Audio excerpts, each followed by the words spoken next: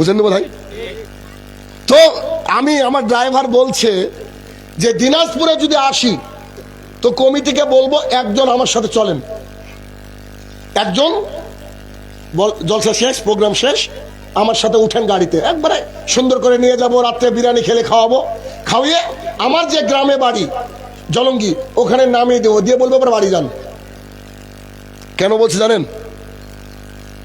মনে হয় পশ্চিমবঙ্গের বুকে আমি ওয়াহিদ একটা বক্তা আছি যে আজ পর্যন্ত হাদিয়া পাওয়ার পরে তাকিয়ে দেখিনি। এটা বোধহয় এখন অনেকে জেনে গিয়েছে, তাই না? হাদিয়া পাওয়ার পরে তাকিয়ে দেখিনি, গুনাহ তো দূরের কথা। কিন্তু আমি এই কাজ করি আল্লাহ তাআলার জন্য, ফি সাবিলিল্লাহ। কিন্তু আপনার যদি বিবেক বুদ্ধি অন্যদিকে যায়, আমার কিছু করার আছে কি? বুঝতে পারলেন না?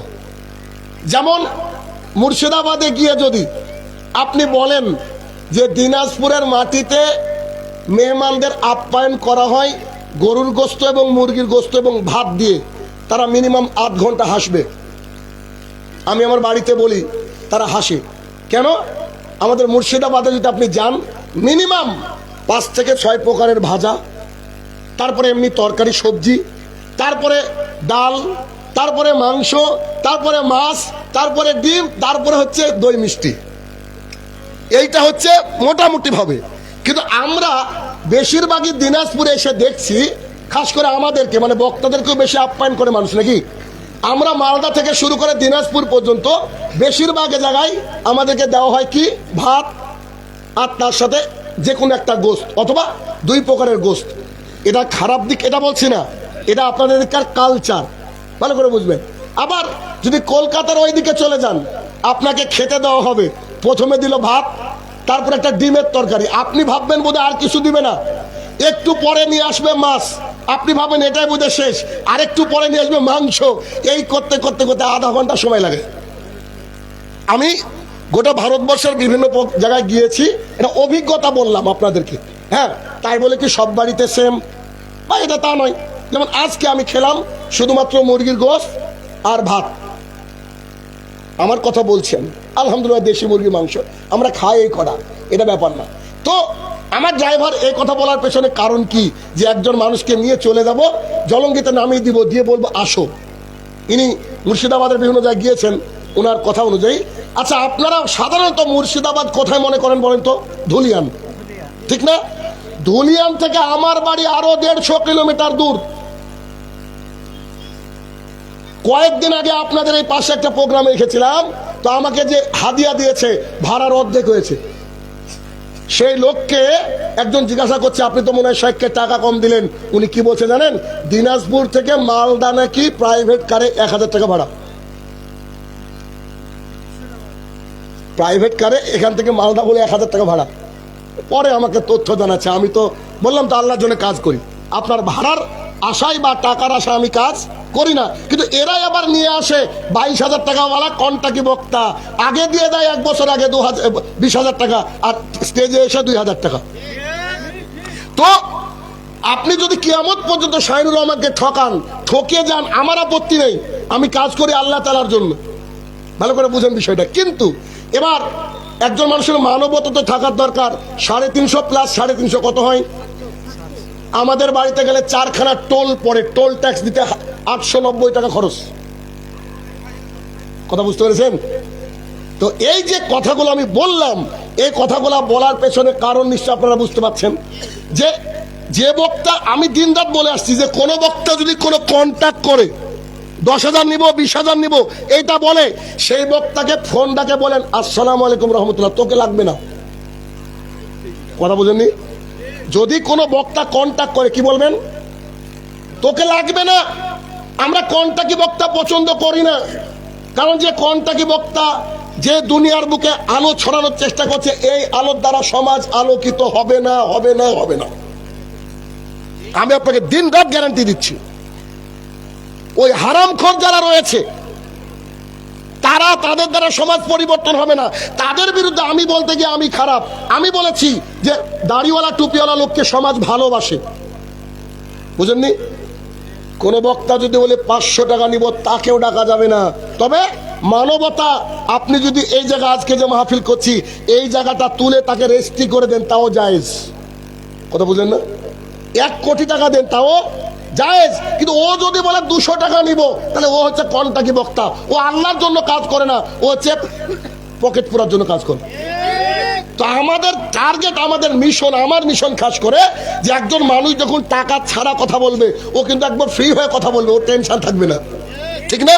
আর আমি যখন বক্তা কমিটির কাছ থেকে 10,000 টাকা নিয়ে রাখবো, আমি কমিটির গোলাম হয়ে যাব। কমিটি যে দিক দিয়ে চালাবে আমি ওই দিক দিয়ে চালাবো। বুঝেননি? এই জন্য একটা সমাজকে পরিবর্তন করতে গেলে আগে আপনাকে খুঁজতে হবে বিনা কন্টাক্ট ওয়ালা বক্তা। মনে থাকবে? দিনাজপুরের লোকের মনে থাকবে? জি। এই আসেন এবার মূল পয়েন্টে। রাসূল সাল্লাল্লাহু আলাইহি সাল্লাম আমাদেরকে বিভিন্ন সময় বিভিন্ন কিছু শিখিয়েছেন সাহাবায়ে কেরামের মাধ্যমে। অনেক দোয়া রাসূল সাল্লাল্লাহু আলাইহি সাল্লাম আমাদেরকে শিখিয়েছেন। ঠিক তেমনই একটা দোয়া আমাদেরকে শিখিয়েছেন রাসূল সাল্লাল্লাহু আলাইহি সাল্লাম। তিনি বলছেন যে তোমরা এই বলে আল্লাহ তাআলার কাছে প্রার্থনা করবে। আমরা অনেক কিছু বলে আল্লাহর কাছে প্রার্থনা করি। তো আল্লাহ রাসূল সাল্লাল্লাহু আলাইহি সাল্লাম আমাদেরকে শিখালেন, কি শিখালেন? আল্লাহুম্মা ইন্নী আসআলুকা ইলমান নাফিয়ান ওয়া রিজকান তাইয়িবান ওয়া আমালান মুতাকাব্বালান। এই দোয়াটা কে কে জানেন? হাত তুলেন তো সামনে। কে কে জানেন? হাত তুলেন। দেখেন মাত্র কটা হাত উঠেছে, সুবহানাল্লাহ। ঠিক আছে, চেষ্টা করবেন শেখার। একটা মানে অসাধারণ দোয়া। দেখেন, আল্লাহুম্মা ইন্নী আসআলুকা ইলমান নাফিয়ান, হে আমার প্রতিপালক, হে আমাদের মাবুদ, আপনি আমাকে ইলমান নাফিয়ান, উপকারী জ্ঞান দান করেন। দেখবেন সমাজে একটা কথা প্রচলিত আছে, education is the backbone of nation, শিক্ষা জাতির মেরুদণ্ড।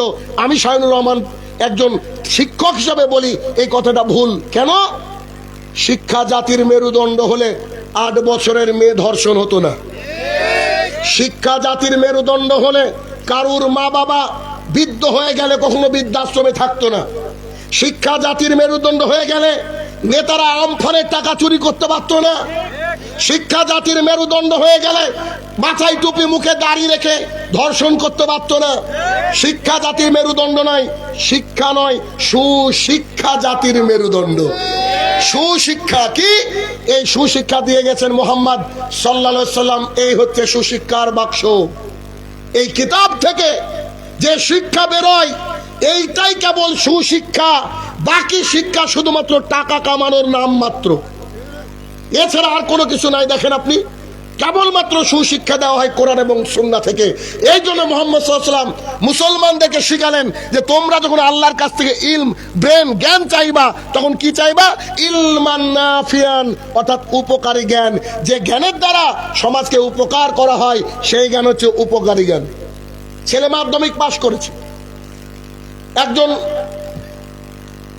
জার্নালিস্ট, সাংবাদিক হিসেবে বলছে বেটা কি হবা? বলছে ডাক্তার। পরের বছর আবার উচ্চ মাধ্যমিক পাস, 2 বছর পর, বেটা কি হবা? বলছে ডাক্তার। বেটা ডাক্তার হবা কেন? জনগণের সেবা করব। বলে কি বলে না? আপনি আমাকে গোটা পশ্চিমবঙ্গ থেকে 5 জন ডাক্তার বের করে দিন যারা জনসেবা করে। কথা বুঝতে পারছেন আমার কথা? ইল্লা মান রাহিমা রাব্বি, যাদেরকে আল্লাহ রহমত দিয়েছে তাদের কথা বলছি না। 5 জন ডাক্তার আপনি পাবেন না যারা গরিব দেখলে ফিজ নেয় না। ডাক্তার মানে ওরা মনে মনে করে আমি বলতে চাইছি আমি ডাকাত হব। বুঝলেননি? আমি ডাকাত হব কেন? আপনার পেটের ছবি লাগবে না, আপনাকে সাইকোপ্লাম ওষুধ দিলে ভালো হয়ে যাবে। তারপরে বলছে পেটের ছবি করেন কেন? 800 টাকা যদি ওইখানে নেয় 400 ভিজিট। যে সবচেয়ে জোরে ঠিক বলে ও ডাক্তার, আমি চিনি তো, ও ডাক্তার। বুঝলেননি কথা? তো কথা হচ্ছে এইখানে যে এইভাবে আমাদেরকে লুটা হয়। তাহলে এই যে ইলম সে শিখলো, এই ইলম দ্বারা উপকারী ইলম হলো না। এসএসকেএম হসপিটাল নাম শুনেছেন? পিজি, যার লাইন পেতে গেলে 1 মাস সময় লাগে, এমন অবস্থা। সেই হসপিটালের একজন ডাক্তার, তার নাম হচ্ছে আজিজুল হক, আমার খুব কাছের বন্ধু। আমাকে দাদা বলে ডাকে, আমি ভাই বলে ডাকি। একদিন পুরোপুরি ফ্রি ট্রিটমেন্ট করে, ওষুধ সহ ফ্রি। যদি কোনোদিন যারা শুনছেন তারা গিয়ে যদি বিপদে পড়েন, যদি বলেন যে আজিজুল হক কে একটু দেখে দেন তো বা ডাকেন, আপনি বলবেন আমি শাহিনুর রহমানের ভাই, দিনী ভাই। যদি আপনার সাথে খারাপ আচরণ করে সেদিন আপনি আমাকে বলবেন। আমি বলেছি না যে সবাই খারাপ না, তবে বেশিরভাগ খারাপ, বেশিরভাগ খারাপ। তো এইরকম ভালো ডাক্তার হয়তো আপনার দিনাজপুরে খুঁজলে দু একটা হয়তো পাওয়া যেতে পারে, কিন্তু তারা বেশিরভাগই আমরা যেটা বলছি সেটা খারাপ। তার মানে তারা ইলমান নাফিয়ান নিতে পারেনি। একটা মহিলা অনেকদিন পর ফোন করে আমাকে বলছে, নমস্কার স্যার, কেমন আছেন? আমারই ছাত্রী। তো আমরা তো নমস্কার বলতে পারি না। আমি বললাম যে ঠিক আছে, ভালো আছি, তুমি কেমন আছো? স্যার ভালো আছি। কোথায়? কলকাতায়। কি করো? ডাক্তারি করছি। আমি বলছি ডাক্তার মানে তো কসাই, আমার কথা এরকম ভাই। তো তুমি কেমন আছো? তো উনি আমাকে বলছেন আমি শাহিনুর রহমান স্যারের ছাত্রী। আমি কি কসাই হতে পারি? শুনে একবারে কলিজাটা টান হয়ে গেল, বুঝেন না? অথচ হিন্দু, অথচ হিন্দু। সে বলছে আমার স্যার আমাকে শিখিয়েছে কি করে মানুষের অন্তর জয় করতে হয়, কি করে গরিবকে সেবা দিতে হয়। আমি সেই স্যারের কাছে পড়ে এত বড় হয়েছি। আমি যতদিন বেঁচে থাকবো স্যার আশীর্বাদ করিয়েন, আমি যেন এইভাবে রোগীর ট্রিটমেন্ট করতে পারি। আমি বললাম যা, একজন তো মানুষ করতে পেরেছি। বুঝতে পারেননি? তো এই হচ্ছে বিষয়। অর্থাৎ এই জন্য আমাদেরকে আল্লাহর কাছে জ্ঞান চাইতে হবে। কি জ্ঞান বলেন? উপকারী জ্ঞান, ইলমান নাফিয়ান। 2 নম্বরে বললেন রিজকান তাইয়্যিবান। রিজিক তো আল্লাহর জমিনে অনেক আছে, রিজিক আছে না? মদও রিজিক, জর্দাও রিজিক, খৈনিও রিজিক, সবই তো রিজিক। তাহলে রিজিক, রিজিকটা খেতে বললেন রিজকান তাইয়্যিবান, পবিত্র, যেটা হালাল, হালাল এবং পবিত্র আল্লাহ সুবহানাহু ওয়া তাআলার কাছে চাইতে হবে। যদি হালাল এবং পবিত্র না খেয়ে যাই, আল্লাহ তাআলা আমাদের কোনো ইবাদতকে কবুল করবে না। হাদিস মুসলিম শরীফ। যদিও আলোচনা ওইদিকে না, ওইদিকে যাব না। 3 নম্বরে বললেন খুব সুন্দর, আমার একটা প্রিয় বাক্য, ও আমালান মুতাকাব্বালান। হে আমার প্রতিপালক, তুমি আমাদেরকে ওই আমল করাও যে আমলটা তুমি গ্রহণ করবা। গত রাত সারা রাত জেগেছে মানুষ, মোমবাতি জ্বালিয়েছে কবরে কবরে, হালুয়া রুটি তৈরি করেছে নবীর ভালোবাসায়। কত মানুষ হাজারি সালাত আদায় করেছে, সালাতুল আলফিয়া। মানুষ সারাদিন না খেয়ে থেকেছে। এই যে কাজগুলা করেছে, এই কাজগুলা হচ্ছে ও আমালান মুতাকাব্বালান নয়। এই আমল আল্লাহর দরবারে গৃহীত হবে না, হবে না, হবে না। তাহলে আল্লাহর দরবারে গৃহীত কোন আমল হবে? আমরা যদি তাহাজ্জুদের সালাত আদায় করি, আল্লাহর দরবারে গৃহীত হবে। আমরা যদি বিদআতকে বর্জন করি, এর জন্য আমরা আল্লাহর কাছে নেকি পাবো। আমরা যদি সালাত মুহাম্মদ সাল্লাল্লাহু আলাইহি ওয়াসাল্লামের তরিকায় আদায় করি, আমরা এগুলো হচ্ছে ইলমা, আমাদের কি হবে? আমালান মুতাকাব্বালান হবে। তাহলে কি একটা ছোট্ট দোয়া, এখান থেকে 3টে গাইডলাইন পেয়ে গেলাম এক কথায়। এক, হে আমার প্রতিপালক, তুমি আমাকে ইলমান নাফিয়া দান করো, উপকারী জ্ঞান দান করো। রিজকান তাইয়্যিবান, পবিত্র রিজিক, হালাল রিজিক খাওয়ার মতো তৌফিক আদা করো। ওয়া আমালান মুতাকাব্বালান, এবং আমি যে আমল করব মাবুদ, তুমি এই আমলগুলাকে কবুল করিও, এমন আমল আমাকে করার তৌফিক আদা করো। বলে তো এর চেয়ে দোয়া আর কি থাকতে পারে? আমি তো মনে করি একটা কত সুন্দর দোয়া। তাহলে কি ইলম অর্জন করব। 2 নম্বর পয়েন্ট হচ্ছে ইলম এক অর্জন করা, আর দ্বিতীয় ইলমের অহংকার করা। ইলমের অহংকার যারা করে তারা ওই আল্লাহর দরবারে সেদিনের ইবলিস, আজকেও ইবলিস। আছে না এমন কিছু লোক? রাস্তায় পাশে চায়ের দোকান বসে আছে, তাকে গিয়ে বলেন চাচা চলেন সালাত আদায় করতে।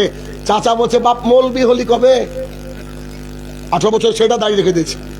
তো ওকে একটু অ্যাপ্রিসিয়েট করবে যে বেটা মাশাআল্লাহ, এই বয়সে তুমি সালাত আদায় করছো, এই বয়সে তুমি দাঁড়িয়ে রেখেছো। তাকে ভালোবাসবে, কিন্তু উল্টে কি বলছে? ও বাপ মৌলবি হলা কবে? আপনার এলাকার যেসব মহিলারা পর্দা করে না, তার 80% মহিলা পর্দা করে না এলাকার লোকের চোখ লজ্জার ভয়ে। আমার যতটুকু জানা, কি হট করে একটা মহিলা যদি মাথায় ওড়না দেয়, সুন্দর করে হিজাব দেয়, দেখবেন এলাকার মানুষ টোনটিং করে। করে কি করে না বলেন? করে। তাহলে কি মানুষ কখনো ভালোটা চায় না। বাঙালিদের স্বভাব হচ্ছে কাকড়ার মতো, যে উপরে উঠতে চায় তাকে সবসময় নিচে কি করে আমার মানে সারাদিন চেষ্টা করবে, সারাদিন প্ল্যান করবে কি করে তাকে নিচে টেনে নামানো যায়। এটা হচ্ছে বাঙালি। আমরা একে অপরকে সাহায্য করা জানি না।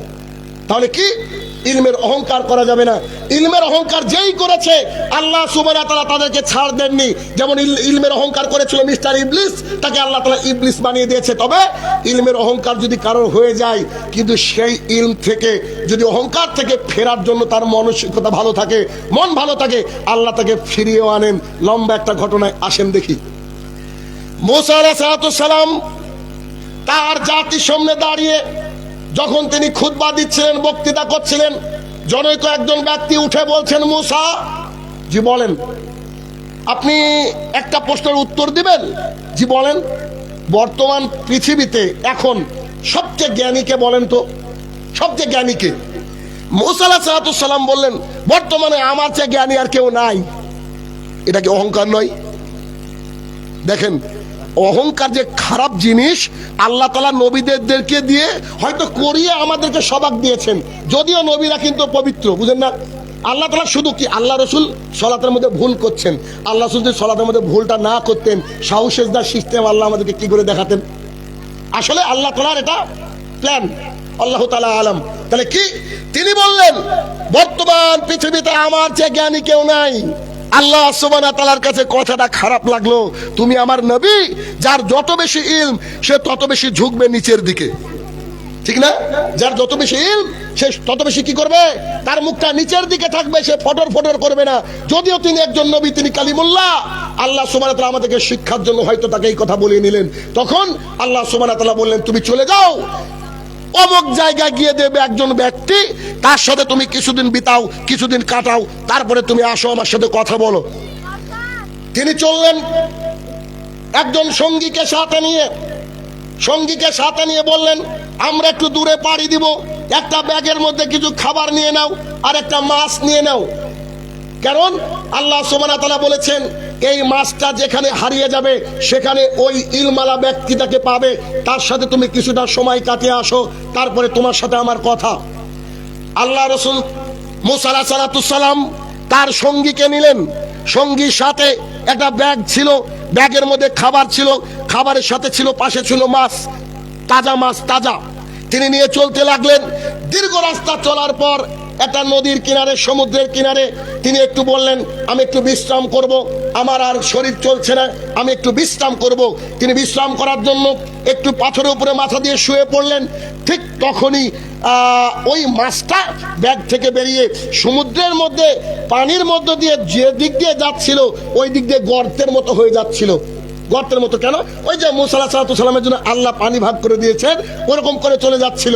তবে তার সঙ্গী ওটাকে দেখলো, দেখার পরে ভুলে গেল। মুসা আলাইহিস সালাম যখন উঠলেন, উঠার পরে বললেন, চলো আমাদের লম্বা যাত্রা করতে হবে। তিনি আবার অনেক দূর চললেন। চলে যাওয়ার পর বলছেন, আমার খুব খিদে লেগেছে, তুমি কি একটু খাবার দিতে পারো? তিনি ব্যাগটা খুলতেই খাবারটাকে দিতে গিয়ে বলছেন, ও আপনাকে তো একটা কথা বলতে ভুলে গিয়েছি। তো কি? আমাদের মাছটা যে চলে গিয়েছে না বলতে ভুলে গিয়েছি। মুসা আলাইহিস সালাম বললেন, আরে মাছ চলে গিয়েছে নাকি? কোথায় গিয়েছে? তো যেখানে আপনি বিশ্রাম করছিলেন ওখানে চলে গিয়েছে, আপনাকে বলতে ভুলে গিয়েছি। তখন মুসা আলাইহিস সালাম বলছে, আরে বাবা, আল্লাহ আমাকে বলেছে যেখানে মাছ চলে যাবে ওখানে একজন ব্যক্তিকে পাবা, তার সাথে সাক্ষাৎ করতে হবে। এখন আমি কি করে বুঝবো কোথা থেকে এসেছি? কারণ এরকম তো দিনাজপুরের মতো সুন্দর রাস্তা না, নদীর চর। তখন তিনারা বললেন, চলেন আবার ওই জায়গায় ঘুরে যায়। কি করে ঘুরবো? বালির মধ্যে হাঁটলে কি ছাপ পড়ে না? ছাপ পড়ে। ওই পায়ের ছাপ ধরে ধরে ধরে ধরে ঘুরে এসে দেখলেন চাদর মুড়ি দিয়ে একজন ব্যক্তি বসে আছে। মুসা আলাইহিস সালাম এসে বললেন, আসসালাম, তাকে সালাম দিলেন। তো তিনি মাথা তুলে বলতে, সালাম আবার কোত্থেকে আসলো? সালাম কোত্থেকে আসলো? বলছে, আমি আপনার সাথে কিছু সময় কাটাবো, অনুমতি দিবেন কি? তো তিনি বলছেন, আপনি আমার সাথে টিকতে পারবেন না, বাড়ি যান। আপনি আমার সাথে চলতে পারবেন না, কি করেন? বাড়ি যান। তো চলতে পারবো না কেন? আমি বলছি যান বাড়ি। তো একটু অনুগ্রহ করেন, আপনি একটু আমাকে আপনার সাথে রাখেন। তখন বলছে, চলতে পারবেন তো? মুখটা বন্ধ রাখতে হবে। আমার সাথে চললে কি করতে হবে? মুখটা বন্ধ রাখতে হবে। আসলে মুখ বন্ধ রাখা একটা অনেক বড় ইবাদত, আমরা পারি না কেউই। ফেসবুকটা এখন ফেসবুক না, গীবত বুক। এ ওর নামে, ও ওর নামে, সে তার নামে, আরেকজনের নামে দিন রাত চর্চা চলছে। এগুলো যে মৃত ভাইয়ের গোস্ত খাওয়া হচ্ছে, কে কাকে বোঝাবে বলেন? কেউ আমরা কারোর প্রতি যেন সহানুভূতিশীল না, একটু দোষ ত্রুটি পেলে একেবারে শেষ করে দিচ্ছি। তো কি এখন তিনি বললেন আপনার সাথে আমি টিকবো, নিশ্চিন্তে থাকেন, চলেন আমার সাথে। তখন একটা নৌকা এসে বলছে আপনারা কি ওইদিকে যাবেন? তো খিজির আলাইহিস সালাম, ওই যে মুড়িয়ে দেওয়া ব্যক্তি, তাকে চিনতে পেরে বলছে আপনি খিজির না? তো জি। ওই পারে যাবেন? জি যাবো। আচ্ছা উঠেন। নৌকাতে উঠে যখন যাচ্ছিলেন, একটা ছোট্ট পাখি নৌকাতে থেকে একটু ছোটে করে পানি তুলছিল আর পান করছিল। এটা কেন পরে বলছি, এরকম করতে করতে দৃশ্য দেখতে দেখতে তারা সবাই ওই প্রান্তে পৌঁছে গেলেন। যখন তারা নৌকা থেকে নামলেন তখন বলছে আপনাদের ভাড়া লাগবে না, আপনারা ভালো মানুষ, আপনাদের ভাড়াটা নিব না। তখন খিজির আলাইহিস সালাম একটা কুঠার বা কুড়াল নিয়ে নৌকার মাঝে থেকে একটা কাঠ তুলে দিলেন তলা থেকে। কি করলেন? নৌকাকে ফুটো করে দিলেন, কাঠটাকে তুলে নিলেন, নৌকাটা ওখানে ডুবে গেল। তখন মুসা আলাইহিস সালাম রেগে গিয়ে বলছে করলেন কি? আরে যেই লোক আমাদেরকে বিনা পয়সায় পার করিয়ে দিল তার নৌকাটাকে আপনি খাম করে দিলেন, তার নৌকাটাকে নষ্ট করে দিলেন, আপনি তো তাজ্জব লোক। তখন তিনি বলছেন যান সরেন এখান থেকে, আপনাকে শুরুতে বলেছি আপনি আমার সাথে টিকতে পারবেন না। তখন মুসা আলাইহিস সালাম বলছে আরে এত হট মেজাজ হলো কেন আমার? আচ্ছা ঠিক আছে আপনি আমাকে ক্ষমা করেন, এর আগে একটা কথা বলবো না, আপনি দেখেন, একটু সুযোগ দেন। তখন খিজির আলাইহিস সালাম বললেন আচ্ছা ঠিক আছে চলো যাই। কিনারায় উঠে কিছু বাচ্চা ছেলে খেলাধুলা করছিল, একজন বাচ্চাকে ডাকলেন। ডাকার পরে রাসূল সাল্লাল্লাহু আলাইহি ওয়াসাল্লাম যখন হাদিসটা বলছেন তখন মুহাম্মদ সাল্লাল্লাহু আলাইহি ওয়াসাল্লাম এভাবে দেখাচ্ছেন সাহাবায়ে কেরামকে যে খিজির ওই বাচ্চাটাকে ডাকলো, ডাকার পরে বাচ্চার গর্দানটা এভাবে ছিঁড়ে ফেললো। মানুষ কত শক্তিশালী ছিল তখনকার, একটা বাচ্চাকে গর্দানটাকে টেনে ছিঁড়ে ফেললো, মানে একটা বাচ্চাকে বিনা কারণে হত্যা করলো। কেউ মেনে নেবেন কথা সম্ভব? এখন মুসা আলাইহিস সালাম মানবেন কি করে? সঙ্গে সঙ্গে আবার রেগে গিয়ে বলছে আপনি আশ্চর্য লোক তো দেখছি, আল্লাহ আমাকে কার কাছে পাঠিয়েছে? একবার উপকারী নৌকা ফুটা করলেন, একটা সদ্যজাত সুন্দর বাচ্চাকে, সদ্যজাত নয় এই সুন্দর একটা ফুটফুটে বাচ্চাকে আপনি হত্যা করে দিলেন, আপনি তো আশ্চর্য পাবলিক। তখন তিনি বলছেন সরেন এখান থেকে যান, আপনাকে নিষেধ করেছি না, আপনি আমার সাথে টিকতে পারবেন না। তিনি আবার মনে করে বলছে আচ্ছা আমার ভুল হয়েছে, একটু সাথে রাখেন না। তখন তিনি চলে গেলেন, গিয়ে এক এলাকায় গিয়ে বলছে আপনারা কিছু পানি খাবার দিবেন? তো তারা সবাই বললো পানি খাবার আপনাদেরকে দিব না। তারপরেও একটা দেওয়াল বাঁকা হয়ে যাচ্ছিল, দেওয়ালটাকে সারাদিন পরিশ্রম করে মেরামত করে দিলেন। এবার মুসা আলাইহিস সালাম বলছে আশ্চর্য লোক আপনি, যারা উপকার করে তাদের ক্ষতি করেন, আর যারা একটু পানি চাইলেন পানি দিল না, খাবার দিল না, তাদের আপনি সারাদিন খেটে কাজ করে দিলেন, আপনি কেমন লোক? তখন তিনি বললেন যে আপনাকে আমি আর সাথে রাখবো না, এটা ফাইনাল। এই মুহূর্তে মুহাম্মদ সাল্লাল্লাহু আলাইহি ওয়াসাল্লাম যেমন আমি আপনাদেরকে শোনাচ্ছি, সাহাবায়ে কেরামকে এই ঘটনা শোনানোর সময় বলছে যদি আমার ভাই মুসা একটু ধীরাজ রাখতো, আমার ভাই মুসা যদি একটু সয়ে নিত, তাহলে আল্লাহ তাআলা হয়তো আমাদেরকে অনেক ইলম আরো দিত। কিন্তু মুসার এই বারবার এইটা করাই খিজির আলাইহিস সালাম রেগে গেলেন, যার ফলে হয়তো আরো অনেক ইলম আমরা জানতে পারতাম, কিন্তু সেই ইলমগুলো আমরা আমাদের অবধি পৌঁছালো না। আচ্ছা আপাত দৃষ্টিতে তিনটে কাজ করলো, অন্যায় না? কি বুঝছেন তোমার কথা ভাই আমার? অন্যায় তো। এবার দেখেন যখন তিনি ফিরে আসতে যাচ্ছেন তখন খিজির আলাইহিস সালাম বলেন জনাব পরপর তিনটে ঘটনা ঘটলো, তিনটে ঘটনার ব্যাখ্যা আপনি আমার কাছ থেকে নিয়ে যান। তখন মুসা আলাইহিস সালাম বলেন যে লোকটা টাকা না নিয়ে ভাড়া না নিয়ে আমাদেরকে পার করে দিল তার নৌকাকে আপনি কেন ফুটো করে দিলেন, এটার আবার ব্যাখ্যা কি আপনি আমাকে বলেন।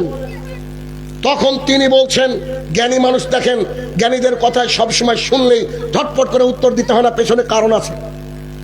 তিনি সঙ্গে সঙ্গে বললেন এই এলাকা দিয়ে জলদস্যুরা যায়, যারা ডাকাত যারা জলদস্যু, ভালো নৌকা দেখলে ছিনতাই করে নেয়।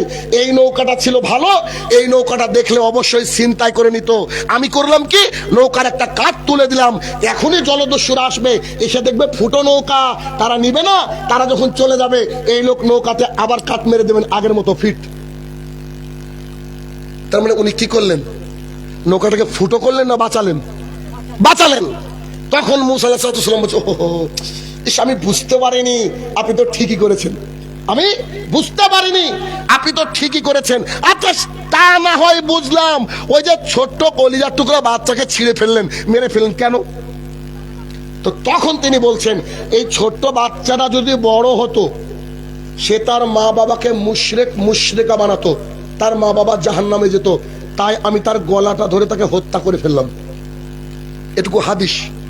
পরে এই অংশটা নিয়ে যখন আমি ভাবছি, যখন পড়াশোনা করি, আল্লাহ তাআলার কথা, আল্লাহ রসুলের কথা পৃথিবীতে সবচেয়ে দামি, এজন্য এগুলোকে নিয়ে বিশ্লেষণ করা উচিত। আমি ভাবতে লাগলাম, আচ্ছা ঠিক আছে, ওর মা বাবাকে মুশরিক বানাতো, ওর মা বাবাকে বাঁচানোর জন্য মুসা আলাইহিস সালামের সঙ্গী তিনি এটাকে হত্যা করলেন, কিন্তু বাচ্চাটার কি দোষ? এটা আমার প্রশ্ন, আমার হাদিসের অংশ না, আমার। তখন আমি মনে মনে করলাম সুবহানাল্লাহ বিহামদিহি, আল্লাহ রাসূল সাল্লাল্লাহু আলাইহি ওয়াসাল্লাম বলেছে প্রত্যেকটা বাচ্চা জন্মগ্রহণ করে ইসলামের ফিতরাতের উপরে, তার বাবা মা তাকে অগ্নিপূজক বানায়, তার বাবা মা ইহুদি খ্রিস্টান বানায়। বলেন তো 11 বছরের কোনো আগে যদি সন্তান মারা যায় কোথায় যাবে? যদি হিন্দুর ঘরে মারা যায় তাও জান্নাতি। কেন? তার উপরে শরীয়ত লাগু হয়নি। তখন আমি ভাবলাম, হারে হাদিসটা কত সুন্দর স্পষ্ট, ওই যে বাচ্চাটাকে হত্যা করলো, বাচ্চাটাও জান্নাতি, তার মা বাবাও জান্নাতি ইনশাআল্লাহ। কথা বুঝছেন কিনা? এটা আমার বিশ্লেষণ, আমি খুঁজে পেলাম এটাই, যে বাচ্চাকে হত্যা করলো মানে কি, বাচ্চা তো হত্যা এমনি অবস্থায় জান্নাতে যাবে, টেনশন নাই। আর তার মা বাবাকে মুশরিক বানাতো, তাহলে মা বাবা মুশরিক যদি না হয়, যদি ইসলাম গ্রহণ করে, তাহলে নিশ্চয় হয়তো আল্লাহ তাআলা তাদেরকে জান্নাত দিতেও পারে। এরপরে বলেন, আচ্ছা ঠিক আছে, যারা আমাদেরকে পানি দিল না, খাবার দিল না, তাদের ওই দেওয়ালটাকে আপনি কেন মেরামত করে দিলেন? তখন বলছে তাদের দেওয়ালটাকে আমি মেরামত করে দিলাম এই জন্য, ওই দেওয়ালের নিচে সম্পদ ছিল এতিম বাচ্চার, এটা যদি চাপা পড়ে যেত তাদের জন্য অনেক কষ্টকর হতো, তাই আমি খিজির দেওয়ালটাকে তুলে দিলাম। আমি কি অন্যায় করেছি? তখন মুসা আলাইহিস সালাম বললেন, সত্যি আল্লাহ সুবহানাহু ওয়া তাআলা আমাকে একজন ভালো মানুষের কাছে পাঠিয়েছেন। তখন খিজির আলাইহিস সালাম বললেন, শোনেন, নৌকা দিয়ে পার হতে সময় একটা চড়ুই পাখি ওই যে পানিতে ঠোঁটটা চুবিয়ে চুবিয়ে পানি তুলছিল, খেয়াল আছে কি? তো বলছে জি জি জি। বলছে ওই যে পানি তুলছিল, ওর ঠোঁটে যতটুকু পানি উঠেছিল, ওইটুকু পানির সমান জ্ঞান আল্লাহ আমাকে আর আপনাকে দিয়েছে, আর সমুদ্র তার চেয়ে বেশি আল্লাহর কাছে। কথা বুঝতে পেরেছি? দুজন নবীর একত্রিত জ্ঞান সমান কি? চড়ুই পাখির ঠোঁটে ওঠা একটু পানি। আর আমি আপনাকে বলছি চলেন সালাত আদায় করতে, বলছে আমার ডিগ্রি জানেন আসলে নাই। আমি আপনার মেয়েকে বলছি তোমাকে বুরকা পরতে হবে, সে মেয়ে বলছে আপনি কি জানেন আমি কোথা থেকে পড়াশোনা করেছি? আশ্চর্য দুনিয়া, আশ্চর্য নয়? আপনি ভালো করে খেয়াল করে দেখবেন, যে মেয়ে বর্তমান সময় যত বেশি শিক্ষিতা তার কাপড় তত কম, ইল্লা মান রাহিমা রাব্বি, যাদেরকে আল্লাহ রহমত দিয়েছে তাদের জন্য। এই জন্য তো একটা মেয়ের কথা বলেছিলাম, অনেকদিন আগে উল্লেখ করেছিলাম, একটা মেয়ে, তাকে জিজ্ঞাসা করা হচ্ছে, আমি বললাম তুমি কলকাতায় পড়তে গিয়েছো, শোনো তুমি কলকাতায় পড়তে গিয়েছো, ওটা কলকাতা, এটা তোমার গ্রাম, তুমি গ্রামে এসে বারমুন্ডা পড়েছো, তুমি বারমুন্ডা পড়েছো, এটা কিন্তু তোমার গ্রামের পরিবেশে শোভা পায় না, অন্যায় হচ্ছে। সেই মেয়েটা উত্তর দিচ্ছে, আপনি কি আমার কোয়ালিফিকেশন জানেন? কি বলছে? Do you know about my qualification? আমি বললাম ইন্নালিল্লাহ। তার মানে তুমি কি বলতে চাইছো? যত শিক্ষিতা তত কাপড় কম। বুঝেননি বোধহয়? যত শিক্ষিতা তত কাপড় কম। তো তাকে উত্তরটা আমি এভাবে দিয়েছিলাম, do you know the dogs? কুকুর চিনো? তো আপনি আমাকে গালি দিচ্ছেন না, আমি এখন গালি দেবো কেন, পরে দেবো। শোনো তুমি কি কুকুর চিনো? মানে মেয়েটা ইংরেজি নিয়ে পড়েছো, তখন আমি তো ইংরেজি মাস্টার, ও জানে। তা আমি ওকে বলছি যে তুমি কি কুকুর চিনো? কুকুর আবার চিনবো না কেন? তখন আমি তাকে বললাম যে শোনো, the dog is more modern than you, because you are something, dog are nothing. আমি তাকে বললাম একটা কুত্তাও তোমার চেয়ে বেশি মডার্ন। কেন? যদি কম পোশাক মডার্নের মানদণ্ড হয়, আরে তুমি তো কিছু একটা পরে আছো, কুকুর কিছুই পরে নাই। বুঝলেন? যত কম পোশাক তত যদি শিক্ষিত হয়, তো কুকুরের কোনো পোশাক নাই, তো কুকুর তো তোমার চেয়ে মডার্ন। কত বড় শয়তান, কি যুক্তি! বলছে উই ওয়ান্ট ফ্রিডম, মানে আমরা স্বাধীনতা চাই, আমাদের দেহ, আমরা কি করে পোশাক পরবো এটা আমাদের ব্যাপার। এ হচ্ছে আমাদের সমাজের লক্ষ্য।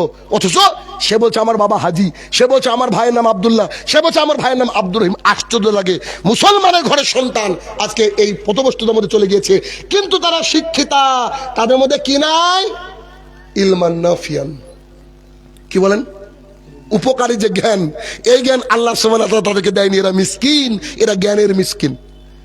এবার আপনাকে বোঝেন, মুসা আলাইহিস সালাম ওখান থেকে চলে আসলেন। ওখান থেকে যে মুসা আলাইহিস সালাম চলে আসলেন, এই যে ইলমান নাফিয়ান, তিনি যে একটা উপকারী জ্ঞান তার কাছ থেকে পেলেন। আপনাদেরকে একটা ক্লিয়ার ধারণা দিতে চাই। আপনারা দেখবেন যতদিন যাবত আপনারা আমাদের জ্ঞান হয়েছে, আমরা দেখছি ছোটবেলা থেকে ফিলিস্তিনের বাইতুল মুকাদ্দাস মসজিদ নিয়ে ঝামেলা নাই? একবারও কি আপনারা বালিশে মাথা দিয়ে রাত্রিবেলা ভাবেন না যে গোটা দুনিয়া থাকতে বাইতুল মুকাদ্দাস নিয়ে এত ঝামেলা কেন? ভাবা তো উচিত আমাদের। ওয়াল্লাহি আল্লাহর কসম করে বলছে, আল্লাহ যদি আজকে আমাকে 12টা পর্যন্ত বাঁচিয়ে রাখে রাত, কারণ মালাকুল মতের তো হিসাব নেই না, আল্লাহ তাআলার কাছে। আমাকে যদি 12টা পর্যন্ত বাঁচিয়ে রাখে, মানে বয়ান পর্যন্ত বাঁচিয়ে রাখে, আমি আপনাকে গ্যারান্টি দিচ্ছি, আপনারা যতজন শুনছেন ফিলিস্তিনের ব্যাপারে আপনাদের যে ধারণা নাই, আমার বক্তৃতা শেষে আপনার অন্তরে ফিলিস্তিনের প্রতি আপনার বাপের জমির চেয়েও বেশি ভালোবাসা জন্মাবে ইনশাল্লাহ। এখন শুনেন, আপনাকে ওটা আমি দেখাচ্ছি। দেখেন জ্ঞান কেন দরকার, কি কারণে জ্ঞান দরকার, এই কারণে জ্ঞান দরকার। দেখেন, তার আগে একটা প্রশ্ন, যারা আমার বক্তৃতা প্রতিদিন শুনেন তারা বাদ দেন, তারা উত্তর দিবেন না জানলেও। বাকি যারা আমার সামনে ভাইরা বাবা জীবনেরা বসে আছেন তাদেরকে বলছি, বলেন তো ফেরাউন কোন নদীতে ডুবে মরেছে? বলেন। নীল নদ। চাচা বলছেন নীল নদ।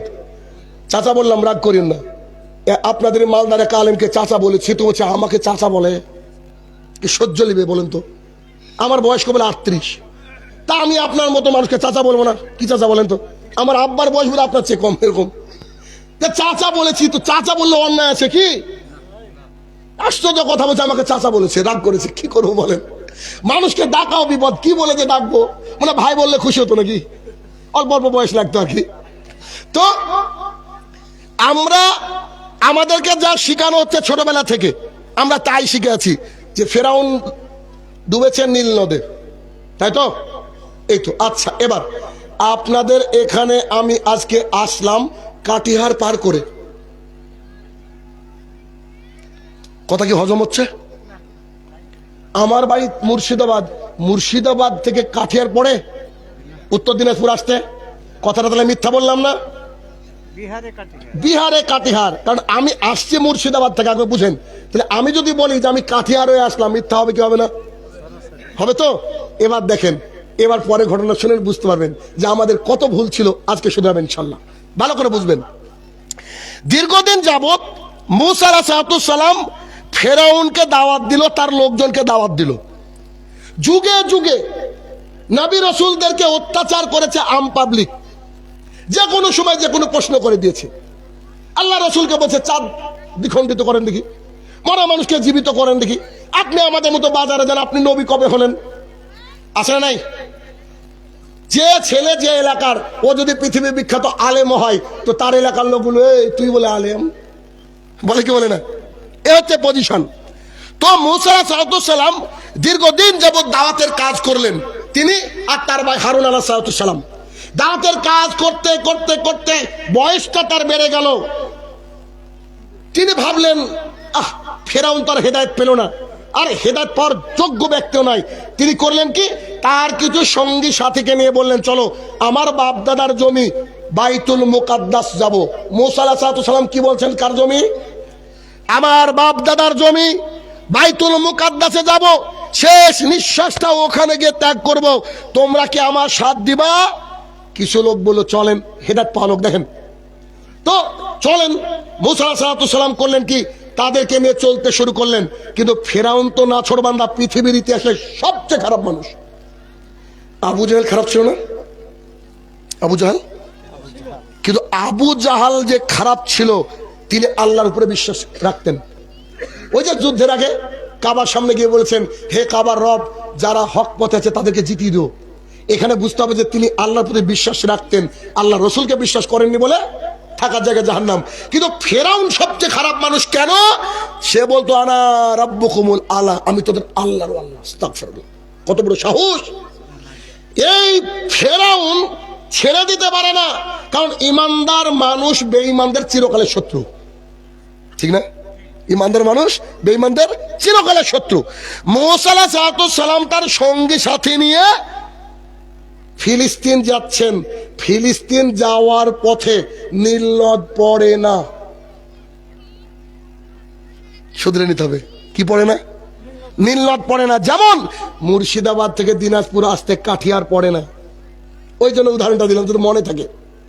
ফিলিস্তিন যেতে গেলে, মিশর থেকে ফিলিস্তিন যেতে গেলে যে নদী বা যে সাগর পড়ে তার নাম হচ্ছে লোহিত সাগর, রেড সি। এই লোহিত সাগরে ডুবেছিল কে? মিস্টার ফেরাউন। ঘটনা এবার শুনেন। আর আগের হাদিস আমি কেন বললাম খিজিরের সাথে অনেক বড় ঘটনা আছে, বললাম আপনার অন্তর পরিপূর্ণ হয়ে যাবে। আজকে আলোচনা শুনে দেখেন। মুসা আলাইহিস সালামের সঙ্গে যারা ছিল তারা ইমান তো এনেছিল, কিন্তু ইমানে একটু কমজোর ছিল। কিছু কিছু সঙ্গী একটু বদমাইশ টাইপের থাকে না, বুকে হাত বেঁধে আমিন বলছে। যে এলাকার লোক বলেছে যারা যারা আমিন বলছে তাদেরকে এক ঘরে করবো, বলছে কই কবে আমিন বললাম আমরা? এরকম পাবলিক আসলে নাই? আমাদের গ্রামীণ ভাষায় বলে গাছে তুলে দিয়ে মই নিয়ে পালানো, এরকম পাবলিক আছে, ঠিক না? তো মুসা আলাইহিস সালামের সঙ্গীরাও অনেকটা এরকম ছিল। যেই মুসা আলাইহিস সালাম লোহিত সাগরের সামনে পৌঁছেছে, ফেরাউন আর তার লোকজন পিছনে, তখন মুসার সঙ্গীরা বলছে মুসা আমরা তো ধরা পড়ে গেছি। তখন মুসা আলাইহিস সালাম বলছেন অসম্ভব, কখনো না, আমার রব আমাকে একা ছেড়ে দেবেন, আমার রব আমাকে সাহায্য করবেনই করবেন। এতে নবী, এতে রসুল। ইমানদার মানুষও এখনো যদি ইমান থাকে সে বিপদে ধৈর্য হারা হবে না, সে বলবে আল্লাহ আমাকে বাঁচাবেই বাঁচাবে ইনশাল্লাহ। তো মুসা আলাইহিস সালাম তিনি দেখলেন যে তার আসলেই বাঁচার রাস্তা নাই। সামনে কি একটা নদী বা সমুদ্র, আর পেছনে কি তিন দিকে শত্রু। আসলে কি বাঁচার রাস্তা আছে? কিন্তু তিনি ভেতরে কি আল্লাহকে ভালোবাসেন, কতটা আল্লাহর উপরে দৃঢ় বিশ্বাস। তিনি বললেন আমার রব আমাকে একা ছেড়ে দিবেন, আমার রব ব্যবস্থা করবেনই করবেন। তখন আল্লাহ তাআলা বললেন মুসা হাতে কি? এই ঘটনা বহুবার শুনেছেন, লাঠি মারো। মারলেন, দু সাইডের পানি দাঁড়িয়ে গেল, দু সাইডের পানি দাঁড়িয়ে গেল, মিডিল দিয়ে রাস্তা তৈরি হয়ে গেল। এখন ওই রাস্তা দিয়ে মুসা আলাইহিস সালাম এবং তার সঙ্গীরা পার হয়ে গেল। পার হয়ে গিয়ে ওদিকে উঠলো। যেই উঠেছে ফেরাউন দেখলো রাস্তা তো ক্লিয়ার, মুসাকে তো ছাড়া যাবে না, কারণ আমি বেঈমান আর রহিমানদার। তখন মুসা আলাইহিস সালামের পেছন নিতে গিয়ে ফেরাউন আর তার লোকজন পানির মধ্য দিয়ে তৈরিকৃত রাস্তায় যে মিডিলে পৌঁছালো, আল্লাহ সুবহানাহু ওয়া তাআলা দুই দিকের পানিকে এক করে দিলেন। ফেরাউন ডুবার সময় বলেছিল আমি মুসার রবের প্রতি ঈমান আনলাম। ওই সময় কি কাজ হবে? ওই সময় কাজ হবে? টাইম ইজ ওভার বেটা, তোমার টাইম আর নাই। ভালো করে বুঝবেন। দেখেন আজকের মতো ক্লিয়ার ধারণা কোনোদিন হবে না ইনশাল্লাহ, আমি আশাবাদী। এইটা হচ্ছে কি মিশর। ভালো করে বুঝবেন। মিশর থেকে বেরিয়ে আসলেন কোথায়? লোহিত সাগর, রেড সি। লোহিত সাগরের পরে একটা বিশাল মরুভূমি, এই মরুভূমির নাম হচ্ছে সিনাই মরুভূমি। কি কি মরুভূমি? দেখেন আপনার কি সুন্দর মনে লাগবে, সিনাই মরুভূমি। সিনাই মরুভূমির উপরে যখন আসলেন, এক্ষুনি একটা মুজিজা করলেন আল্লাহ। সমুদ্রের মধ্যে যে রাস্তা, সেই নবীর প্রতি কি আর বিদ্বেষ থাকতে পারে? রাস্তা দিয়ে চলতে ওই আপনার সিনাই মরুভূমিতে চলতে চলতে তার সঙ্গীরা বলছে মুসা তুমি তোমার আল্লাহকে বলো খাবার পাঠাতে। বললাম না, তার সঙ্গীরা একটু অন্যরকম ছিল, মানে ধৈর্য ছিল না তাদের। তোমার আল্লাহকে বলো খাবার পাঠাতে। মুসা আলাইহিস সালাম আল্লাহর কাছে দোয়া করলেন, আল্লাহ সুবহানাহু ওয়া তাআলা খাবার পাঠিয়ে দিলেন, যে খাবারের নাম আপনারা প্রায় জানেন। বলেন দেখি। মান্না ও সালোয়া। ঐতিহাসিকগণ, তাফসীরকারগণ বলছেন মান্না সালোয়া হচ্ছে ওই যে মাশরুম আছে, মাশরুমের একটা সুন্দর খাবার, আর পাখির কলিজা লাইক দ্যাট, এরকম কিছু, মানে উন্নত খাবার, জান্নাতের খাবার। মান্না ও সালোয়া কিছুদিন খেতে খেতে খেতে মুসা আলাইহিস সালাম বলছেন ভাই হারুন, জি ভাই, তুমি তোমার এই লোকগুলাকে দেখে রাখো, আমি একটু তুর পাহাড়ে যাব। এক মিনিট, আবার এইটা হচ্ছে মিশর। মিশর থেকে আসার রাস্তা কি? লোহিত সাগর। লোহিত সাগরের পরে যে আপনার বালুর চর বা মরুভূমি, সেটার নাম কি?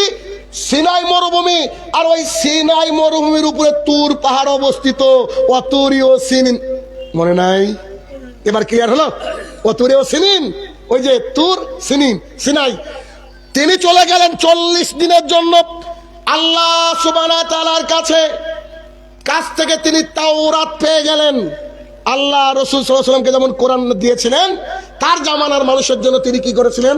তাওরাত। তবে তাওরাত এখন চলবে না, তাওরাত এখন চলবে না, কিন্তু এটা যে নবীর উপরে নাজিল হয়েছে এটা বিশ্বাস রাখতে হবে। আচ্ছা, তাওরাত কেন চলবে না? এই জন্য চলবে না, একটা হাদিস দেখেন।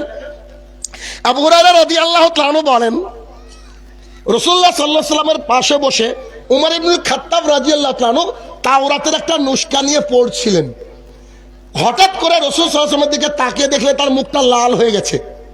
আবু বকর রাদিয়াল্লাহু তাআলা উপস্থিত হয়ে বললেন, উমর, তুমি আমার পিতামাতা আল্লাহ রসুলের উপরে কুরবান হোক, তুমি আল্লাহর রসুলের গজব থেকে পানা চাও, আল্লাহর গজব থেকে পানা চাও। উমর ইবনুল খাত্তাব বুঝতে পারেনি ঘটনা কি, তখন তিনি তওবা করতে লাগলেন। তখন রাসূল সাল্লাল্লাহু আলাইহি ওয়াসাল্লাম বলছেন, লাউ কানা মুসা হাইয়ান, আরে তুমি তাওরাত পড়ো, এখন যদি মুসা জীবিত হয় সে আমার পেছনে থাকবে, সে নবী হিসাবে থাকবে না, আমার উম্মত হিসাবে থাকবে, আর তার কিতাব তুমি পড়ো। তোমার জন্য কোরআন কি আল্লাহ দেয়নি? এটুকু বলেনি, আমি উদাহরণ দিলাম আপনাকে, তাহলে বুঝতে পারবেন। তাহলে কোরআন আসার পর পৃথিবীর আর কোনো কিতাব আমাদের কাছে শ্রেষ্ঠ মানদণ্ডে টিকবে না। কথা ক্লিয়ার? হ্যাঁ, অন্যান্য ধর্মগ্রন্থ পড়তে পারেন জানার জন্য, কিন্তু কোরআন নাম্বার 1 পজিশন। আচ্ছা, এবার আসেন, মুসা আলাইহিস সালাম তাওরাতকে নিয়ে আসলেন। একজন রসুলকে যখন আল্লাহ তার শরীয়ত দেন, তিনি সুপিরিয়র হয়ে যান অন্যান্য নবীদের চেয়ে, খুব দামি নবী হয়ে যান। যখন তিনি আসলেন, এসে দেখছেন যে তার রেখে যাওয়া সাহাবীরা বাছুর পূজা করতে শুরু করেছেন। বলেছি না, তার সঙ্গী সাথীরা খুব একটু এই টাইপের ছিলেন। কোরআনে একবার দাড়ির কথা এসেছে, কবার? একবার। মুসা আলাইহিস সালাম রাগকে সহ্য করতে না পেরে হারুনের দাড়ি ধরে টেনে বলছে, তুই কি করেছিস? আমি যাওয়ার পরে কি করেছিস? হ্যাঁ, এরা বাছুর পূজা শুরু করেছে। তারপরে তাদের সাথে কথোপকথন হলো। এবার মুসা আলাইহিস সালাম বললেন, ভাইয়ের আমার, আমি আমার মাতৃভূমি, আমি আমার বাপদাদার ভূমি, আমি আমার আকাঙ্ক্ষিত ভূমির দিকে যেতে চাই। ফিলিস্তিনের সাথে যুদ্ধ করব, যুদ্ধ করে যারা বাইতুল মুকাদ্দাসকে দখল করেছে তাদের সাথে যুদ্ধ করে চলো আমরা সুখ শান্তিতে বসবাস করব। এই যে বক্তৃতা দিয়েছিলেন না, এই বক্তৃতার সময় তিনি আগের কথা যেটা উল্লেখ করলাম, তখন একজন তাকে প্রশ্ন করেছিল যে পৃথিবীতে সবচেয়ে জ্ঞানী কে, তখন তিনি এই কথা বলেছিলেন। মিলল? আরো ঘটনা আছে। ঘটনা কি?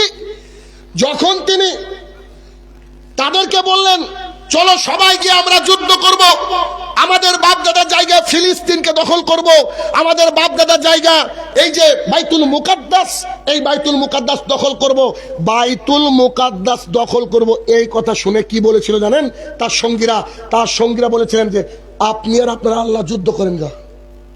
কি বলেছিল? নবীদেরকে যে আল্লাহ কত ধৈর্য দিয়েছেন, আল্লাহ জানে, 200 মানুষের চেয়ে বেশি বোধহয় ধৈর্য দিয়েছেন। দেখেন, আকাশ থেকে আল্লাহ খাবার পাঠিয়েছে, নদীকে সমুদ্রকে রাস্তা করে দিয়েছে, ফেরাউনের মতো ডেঞ্জারাস মানুষকে ডুবিয়ে মেরেছে আল্লাহ, তাদের কবল থেকে বাঁচিয়েছে, তাদেরকে আল্লাহ নিরাপত্তা দান করেছে, তাদেরকে আল্লাহ দিন দিয়েছে। তারপরে শেষে কে বলছে, আপনি আর আপনার আল্লাহ যুদ্ধ করেন যান। তখন মুসা আলাইহিস সালাম আল্লাহকে বললেন, আমি আর পারবো না আল্লাহ, তুমি এদেরকে দেখো। এই কথা বলে তিনি দুজন সঙ্গীকে নিয়ে, তার ভাই হারুন আর আরেকজন সঙ্গীকে নিয়ে চলে আসলেন। ওই যে মাছ হারানোর ঘটনা কেন বলেছি পরে কাজে লাগবে, তিনি ওখান থেকে চলে গেলেন খিজির আলাইহিস সালামের কাছে।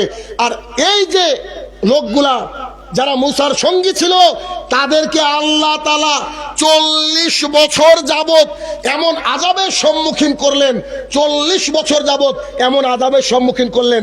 আল্লাহ তাআলার আযাব আশ্চর্য আযাব। আল্লাহ তাআলা কি আযাব দিলেন জানেন? তারা শুধু পাগলের মতো ওই মরুভূমির মধ্যে ঘুরতে থাকবে। কি করতে থাকবে?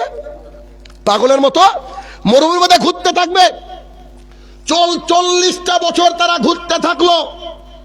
এবার আপনার গায়ের লোম দাঁড়িয়ে যাবে যে কথা বলবো আমি।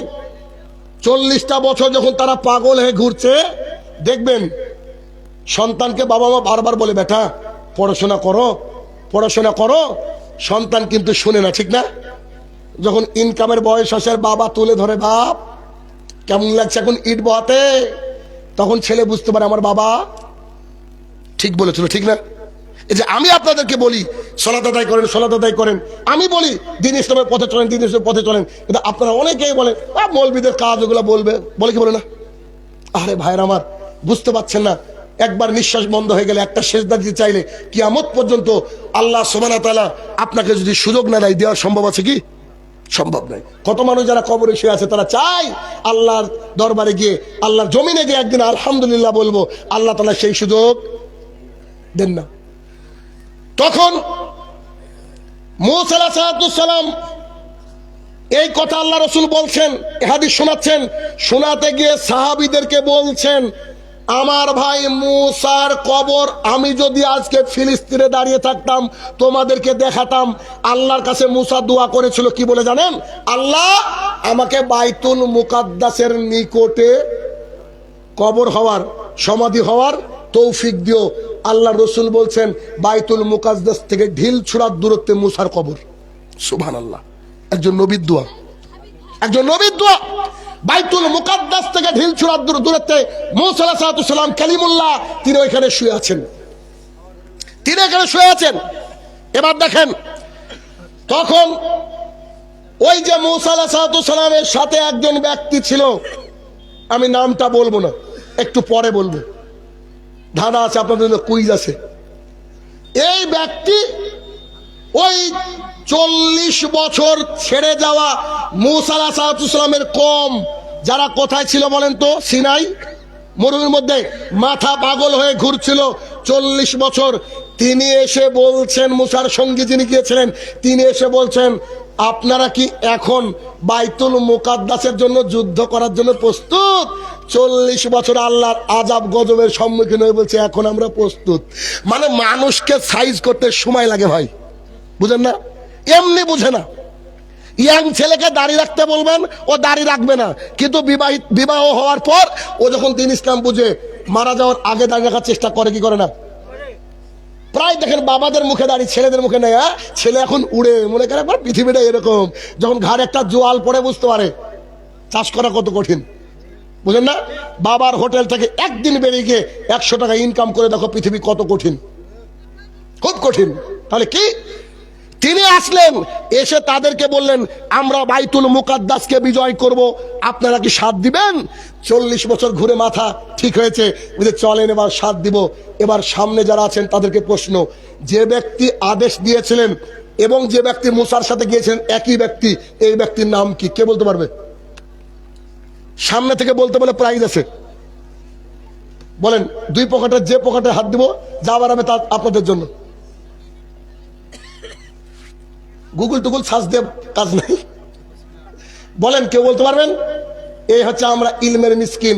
অথচ যদি বলি অমুক সিঙ্গারের বয়স কত সব জানা, অমুক সিঙ্গার বিবাহ না করার আগে 3টে সন্তান কার বলেন তো?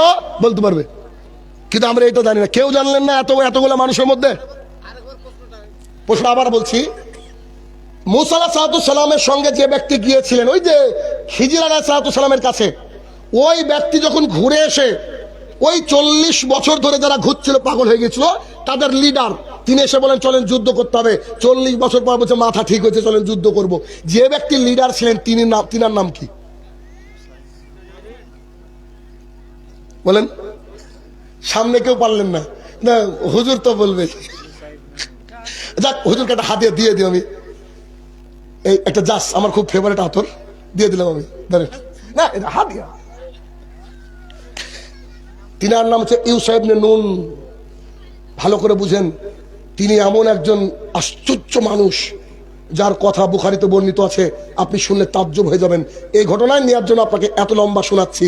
ঘটনা দেখেন, বাইতুল মুকাদ্দাসকে বিজয় করতে হবে, বাইতুল মুকাদ্দাসকে বিজয় করতে হবে। ইউসা ইবনে নুন আলাইহিস সালাম তিনি বললেন চলো আমরা এবার যুদ্ধ করব। তিনি যুদ্ধ করতে চলে গেলেন, তার সাথে যা সঙ্গীরা ছিলেন সেই সঙ্গীরা তার সাথে যুদ্ধ করলেন। যুদ্ধ করতে করতে করতে ইহুদি খ্রিস্টানদের আবার নীতি আছে, তারা শনিবারে যুদ্ধ করে না। কি করে না? শনিবারে যুদ্ধ করে না। ইউসা ইবনে নুন যুদ্ধ করতে করতে, ধরেন একটু বোঝানোর জন্য বলছি, আসরের ওয়াক্তে দেখছেন আরো যদি 10 ঘন্টা যুদ্ধ করি, আরো যদি 5 ঘন্টা যুদ্ধ করি, আমরা জিতে যাব, আমরা জিতে যাব, কিন্তু আসর থেকে মাগরিব ক ঘন্টা সময় থাকে? হাইয়েস্ট 2 ঘন্টা। কিন্তু শুক্রবারের দিনের কথা বলছি, শুক্রবারের দিন, এই শুক্রবারের দিন যখন মাগরিব হয়ে যাবে ইসলামিক ক্যালেন্ডার অনুযায়ী শনিবার, বুঝেননি?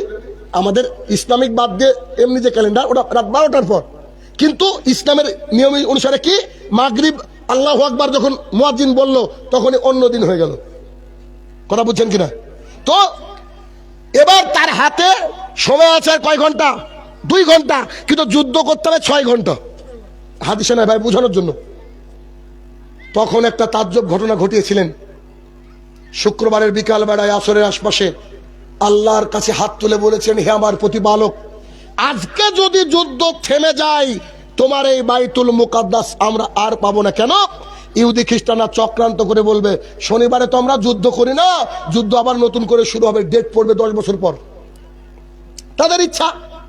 তখন তিনি আল্লাহর কাছে বললেন, হে আমার প্রতিপালক, আমি জানি না তুমি কি করবা, তবে আমি তোমার কাছে দাবি করছি বাইতুল মুকাদ্দাস যেন আমরা যেন আজকে অধিগ্রহণ করতে পারি, বাইতুল মুকাদ্দাসকে যেন আমরা বিজয় লাভ করতে পারি। আল্লাহ গো, তুমি আমাদেরকে সাহায্য করো।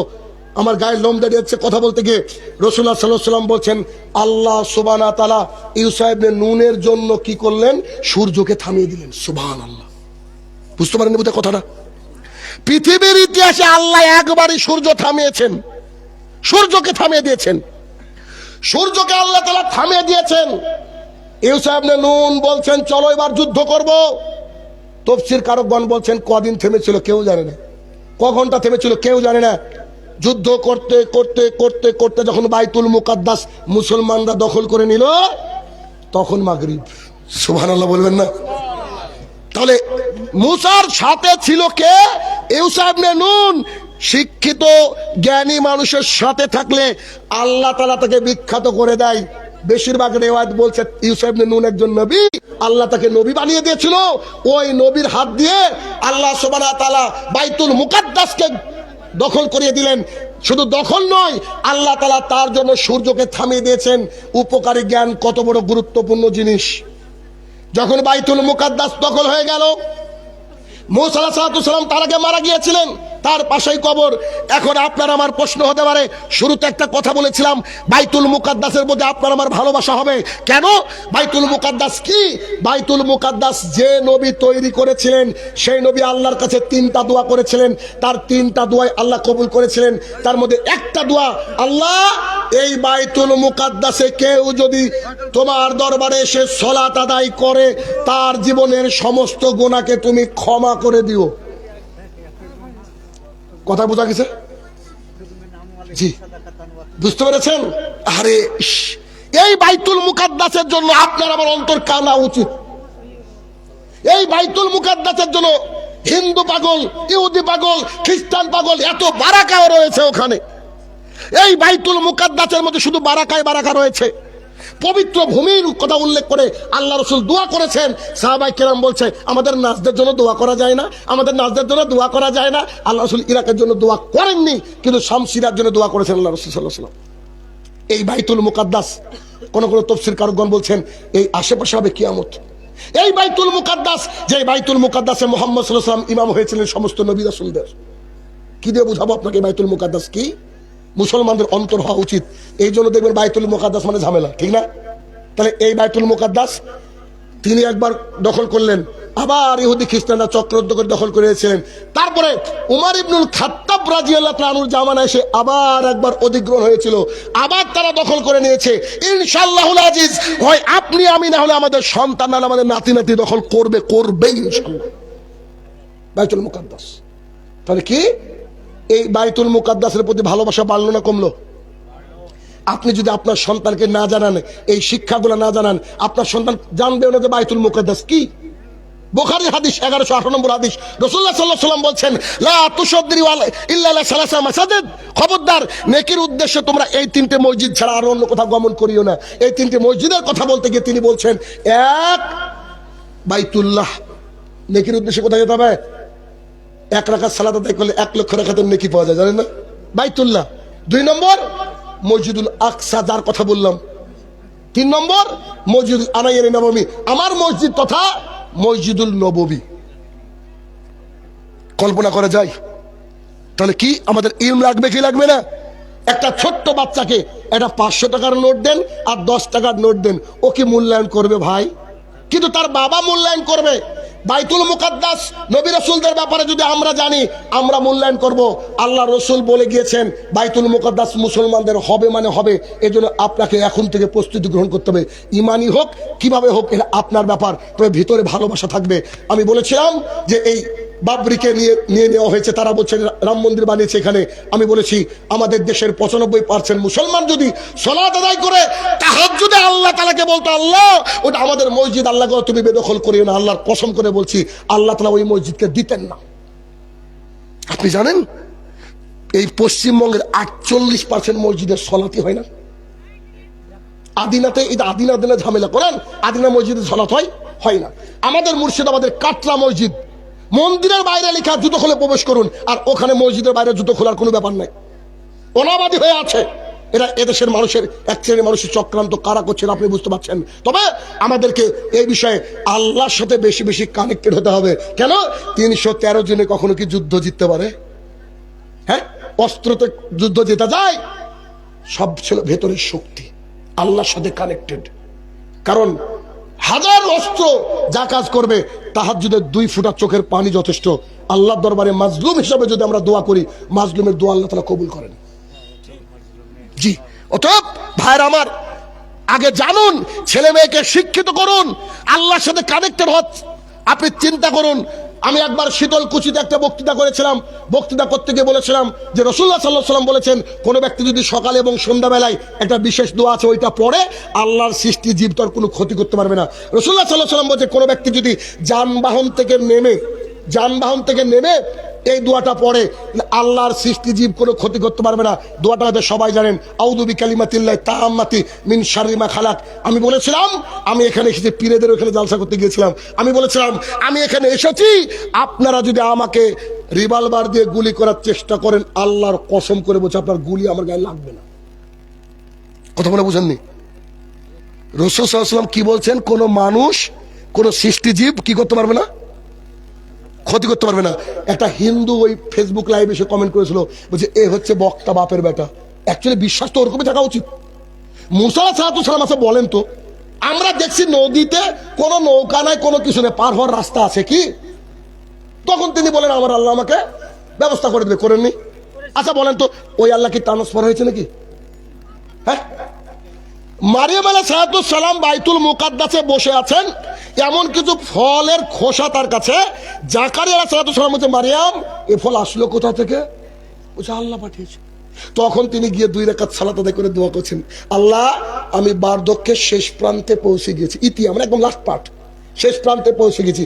মাথার চুল সব সাদা, হাড়গোড় দুর্বল, আমার স্ত্রী বাঝা বন্ধা, বাচ্চা হবে না, আল্লাহ তুমি বাচ্চা দাও। সুবহানাল্লাহ। বুঝতে পারেননি দোয়া? কেন? ওনার অন্তরে এই দোয়াটা আসলো কোথা থেকে? মরিয়মকে যদি আল্লাহ তাআলা আকাশ থেকে খাবার পাঠাতে পারেন, তা আমাকে আল্লাহ সন্তান দিতে পারেন না? মানে আল্লাহর কাছে দোয়া করার সাথে সাথে আল্লাহ বলছে তোমাকে সন্তান খালি দিলাম না, সন্তানের নামও রাখলাম ইয়াহইয়া। এই কথা যিনি বললেন, সঙ্গে সঙ্গে আসলে যতই নবী হোক, মানুষ মানে দুর্বল না, সঙ্গে সঙ্গে আল্লাহ আমার কি করে বাচ্চা হবে? আমি তো বার্ধক্যের শেষ প্রান্তে পৌঁছেছি, চুলগুলা সব সাদা, হাড় গোড় দুর্বল, আমার স্ত্রীর নাকি বাচ্চা হবে না। আল্লাহ তাআলা বলছে তুমি যখন পৃথিবীতে ছিলে না, তোমাকে আমি সৃষ্টি করেছি, তোমার বাচ্চাকে আমি দিতে পারি না? কেউ যদি কোরআনের এই আয়াতগুলা পড়তো, আল্লাহর কসম করে বলছে আল্লাহর জমিনে কোনো মাজারে কোনো মা গিয়ে সন্তান চাইতে পারতো না। কেননা আপনাদের দেখেন না, কোন কুকুর কোনদিন মাজারের কাছে গিয়ে সন্তান চাই? অথচ কুকুরের বাচ্চার এত ফজিলত বলছি কেন? এত কুকুরের বাচ্চা চলাই মুশকিল। না তাবিজ লাগে, না ওষুধ লাগে, না ডাক্তার লাগে, না ট্রিটমেন্ট লাগে। দেখেন এই সাইড দিয়ে দাম 20টা পাবেন আপনি। শাইখ বলছে কোনটা কোনটা থাকে আমি জানি। তাহলে কি আমি বলতে চাইছি ভাইয়ের আমার, যাদের সন্তান হয় না, জাকারিয়া আলাইহিস সালামের এই কথা ভেবে আল্লাহর কাছে চান না? চান, দেখেন নিশ্চিত আল্লাহ সুবহানাহু ওয়া তাআলা কবুল করবেন বলে আশাবাদী। রাত অনেক হচ্ছে, আলোচনা আর করা যাবে না। যদিও এই যে প্রশ্ন দিয়েছেন জানি না এগুলো তো কি, মানে বড় বড় মানুষ থাকলে আমাদেরকে প্রশ্ন করেন, এটা আমাদের লজ্জার, বুঝলেন না? যদিও আমি চেষ্টা করছি, যদি ভুল হয় আমার শায়েখ আমাকে সরাসরি স্টেজে শুধরে দেবেন ইনশাল্লাহ। আচ্ছা, ব্যতিক্রম কোনো অসুবিধার কারণে দাঁড়িয়ে প্রস্রাব করা যাবে কি? জি, হাদিস বুখারীর। এই হাদিস নিয়ে কিছু শ্রেণীর আলেমরা, ভিন্ন মাযহাবের আলেমরা আমাদেরকে ট্রোল করে, নবীজি 11টা বিয়ে করেছে, তোমরা 11টা বিয়ে করে দেখাও, আমরা খালি হাদিস আর কোরআন মানি বলি। আবার কি বলে, আল্লাহ রাসূল দাঁড়িয়ে প্রস্রাব করেছে বুখারীতে, তোমরা দাঁড়িয়ে প্রস্রাব করো না। জি, দাঁড়িয়ে প্রস্রাব করবেন কখন? যদিও রাসূল সাল্লাল্লাহু আলাইহি ওয়াসাল্লাম হাঁটুতে লেগেছিল, তিনি বসতে পারেননি। কিন্তু আপনি যদি মনে করেন কোন বাথরুমে যাবেন, রেল স্টেশনের বসার জো আছে ভাই, তো ওইখানে কি করবেন, যাতে করে পেশাব থেকে বাঁচতে হবে যে কোনো মূল্যে। এখন দাঁড়িয়ে করলে যদি আপনার পেশাব থেকে আপনি নিজেকে বাঁচাতে পারেন, তাহলে দাঁড়িয়ে আপনার জন্য করা জরুরি। বুঝলেন ব্যাপারটা? কারণ এখন আবার পেশাবের একটা সিস্টেম আছে না, এরকম করে একটা জিনিস রেখে দিয়েছে, মানে দাঁড়িয়ে পেশাব করার জন্য। কারণ দেশে তো বসবাস করি কুফফার। জি জি, কিছু করার নাই ভাইরা আমার। বাংলাদেশ হলে প্রত্যেক পেট্রোল পাম্পের সাথে সাথে মসজিদ আর বাথরুম, হোটেল মানে মসজিদ আর বাথরুম, লেখা আছে নামাজের ঘর। আমরা তো এদিকে বসবাস করি। আমি ভাবি এই পশ্চিমবঙ্গের এত জায়গায় ঘুরলাম, একজনেরও হোটেল আর একজনেরও কি পেট্রোল পাম্প মুসলমানের নাই? একটু এটা করতে পারে না? ছোট্ট একটা কামরা করে লিখবে নামাজের ঘর, নেকি তো ডবল হয়। কিন্তু আমাদের দেশের মুসলমানরা এরকম না, মানে ব্যবসায় বুঝে। তুই যা আল্লাহর কাছে। ফরজ গোসলের নিয়ম কিছু বলুন। আর ফরজ গোসলের নিয়ম ভাই কত বলবো, যে ভাই ফরজ গোসলের নিয়ম ছেড়েছে 4.1 মিলিয়ন মানুষ দেখেছে। ও 5 মিলিয়ন হয়ে গেছে, 5 মিলিয়ন মানুষ দেখেছে ফরজ গোসলের নিয়ম। এ মনে কোনো ইউটিউবার দিয়েছে, ভেবেছে ওরটা ভাইরাল হয়েছে, আমারটা হবে। এটা বলা আছে ভাই, দেখে নিন, ওই যে আমাদের লাল মোহাম্মদ ভাই চ্যানেল থেকে দেখে নিন। কিন্তু ভাই থাম্বনেল খারাপ লাগানো যাবে না, আপনাকে আমি কলিজা দিয়ে ভালোবাসি। জি, রোজা অবস্থায় স্ত্রী মিলন করা যাবে না ভাই, এটা তো কমন, জানেন তো। হ্যাঁ জি জি জি জি, হ্যাঁ কহে না, মৌলবীরা মনে কহে না। ঠিক ঠিক, বাস্তবে যে আরে এটা কাফারা খুব কঠিন কাফারা ভাই, এটা মানাও মুশকিল। এই 60টা রোজা লাগাতার করতে পারবেন বলেন? আর 60টা ভিখারি মিস্ত্রি খাওয়াতে পারবেন নাকি একাধারে আপনি ওই একদম গোলাম আজাদ করতে পারবেন? তাহলে এগুলো তো মুশকিল, এটা জানবেন। কেন রাতে কি হয়, সাহারির আগে কাজ করেন, অসুবিধা নেই। জি, রমজান মাসে যে রাত্রিগুলো জেগে থাকি, সেই রাত্রিগুলো কিভাবে অতিবাহিত করবো? এটা সুন্দর প্রশ্ন। লাইলাতুল কদরকে তালাশ করতে হবে একজন মুসলমানের নৈতিক কর্তব্য এবং দায়িত্ব। কেন? 83 বছর 4 মাস ইবাদত করলে জানে কি এক রাতে তাই নাকি। কিন্তু সলাত তো দিয়েছে 8 রাকাত, কি করব? এশার সলাত আদায় করে বাড়ি চলে যান, যদি ইতিকাফ না করেন। এশার সলাত আদায় করে বাড়ি চলে গিয়ে একটু খেয়ে আসেন, খেয়ে এসে আবার সলাত আদায় করেন। আমি শাইনুর রহমান কি করে রাত জাগি এটুকু বলছি। আমি বাড়ি চলে গেলাম, বাড়ির সাথে মসজিদ, রাত্রি 8টার সময় সলাত হয়ে গেল, শুধু ফরজটা পড়ে চলে গেলাম, বাকি হাতে রাখলাম। বাড়ির থেকে খাওয়া দাওয়া করে এসে রাত্রি 10টা 11টার দিকে সলাত শুরু করলাম। 2 রাকাত সালাত আদায় করতে কোনো সময় আধা ঘন্টা লাগে, কোনো এক ঘন্টা লাগে। কেন? দাঁড়িয়ে কিরাত করতে আছি। যখন ক্লান্ত হয়ে গেলাম, রুকুতে গিয়ে দোয়া পড়তে আছি। তারপরে সিজদায় গেলাম, সুবহানা রাব্বিয়াল আলা কোনো সময় 3 বার বলার পরে যত মনে দোয়া আছে বাংলায় করছি, কোনো অসুবিধা নাই। বুঝলেন না? ফরজ নামাজ বাদ দিয়ে নফল নামাজে করা যায়। এবার যখন সালাত শেষ হয়ে গেল, আল্লাহুম্মা ইন্নাকা আফুন তুহিব্বুল আফওয়া ফাফু আন্নি পড়তে আছি। একটু বিশ্রাম করার পর আবার সালাত আদায় শুরু করলাম। এই করতে তো ভাই সময় পাওয়া যায় না। 8 রাকাতের শেষে বিতির পড়ে চলে গেলাম বাড়িতে, খাওয়া দাওয়া করে ফজর পড়ে তারপর একটু শুই। বোঝা গেল কিনা? কিন্তু 2 রাকাত করে সালাতের হাদিস আছে। এখন আপনি কতটা লম্বা করতে পারবে, কোয়ালিটির দিকে যাবেন, কোয়ান্টিটির দিকে নয়।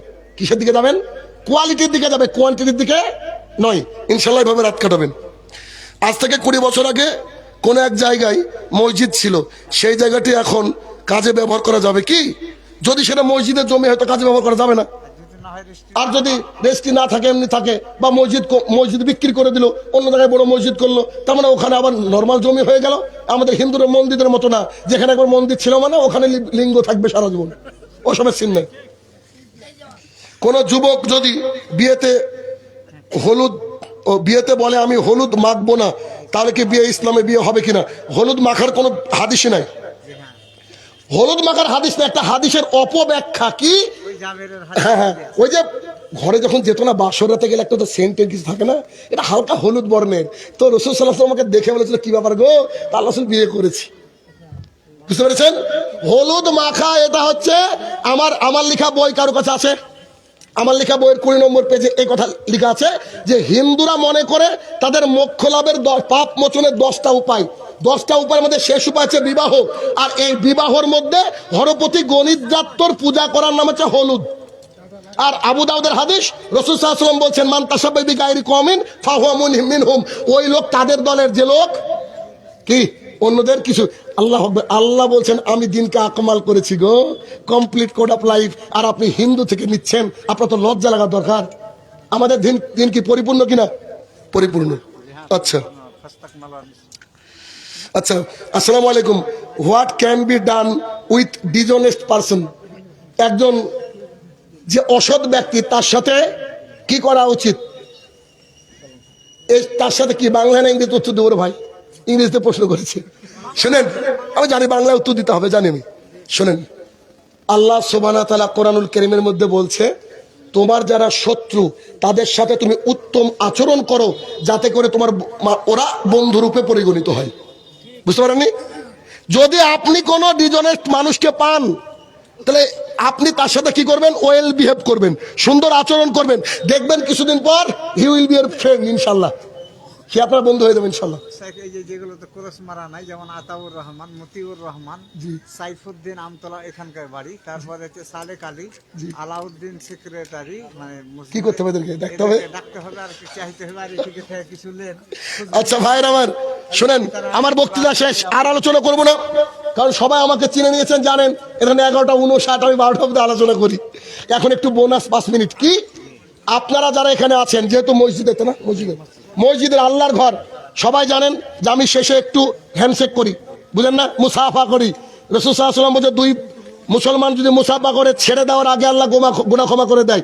অন্তত 5 টাকা, 10 টাকা, 500 টাকা, 1000 টাকা আমার হাতের মধ্যে দিয়ে যাবেন। আর মা বোনদের কাছ থেকে একটু চাদর দিয়ে কেউ ঘুরাবেন। আর যে ভাইগুলাকে ডাকছি সে ভাইগুলো আসবেন, আলোচনা আর করবো না। আমি একটু চেয়ারটা সামনে আগে নিলাম, আসেন হ্যান্ডশেক করেন, আর টাকা দেন, আসেন আল্লাহর ঘর মসজিদে আসেন। আর আমার ভাই আতাউর রহমান সভাপতি, আল্লাহুম্মা সাল্লি আলাইহি আল্লাহুম্মা বারিক আলাইহি। এরপরে মতিউর রহমান, সালেক আলী, আলাউদ্দিন সেক্রেটারি, জালালউদ্দিন আর মানারুল হক, মোহাম্মদ এলাহি। ভাইয়ের আমার, যে নামগুলো ঘোষণা করলাম, নিশ্চয়ই ইনারা আপনাদের নাম এনলিস্ট করেছেন, মানে আপনারা হয়তো টাকা পয়সা কিছু দিবেন আশা নিয়ে। তো কমিটির আশাকে আপনারা নষ্ট করিয়েন না ভাইয়ের আমার। একটু আসবেন, দিয়ে যাবেন, তাড়াতাড়ি আসবেন, আসুন। জি অসুস্থ, আল্লাহ সুবহানাহু ওয়া তাআলা শিফা দান করুক, আল্লাহুম্মা আমিন। আল্লাহুম্মা সাল্লি আলাইহি আল্লাহুম্মা বারিক আলাইহি। আসুন ভাইয়ের আমার, একটু আমার সাথে হ্যান্ডশেক করে দেন, আসুন। আল্লাহুম্মা সাল্লি আলাইহি আল্লাহুম্মা বারিক আলাইহি, আল্লাহুম্মা সাল্লি আলাইহি আল্লাহুম্মা বারিক আলাইহি। ভাইয়ের আমার তাড়াতাড়ি আসবেন। আতাউর রহমান, মতিউর রহমান, সাইফুদ্দিন, সালেক আলী, আলাউদ্দিন শেখ সেক্রেটারি, জালালউদ্দিন, মানারুল হক, মোহাম্মদ এলাহি। ভাইয়ের আমার নাম আব্দুল সামেদ, লিখেন তো 2 ব্যাগ সিমেন্ট। হ্যাঁ, আব্দুল সামেদ একজন দিনী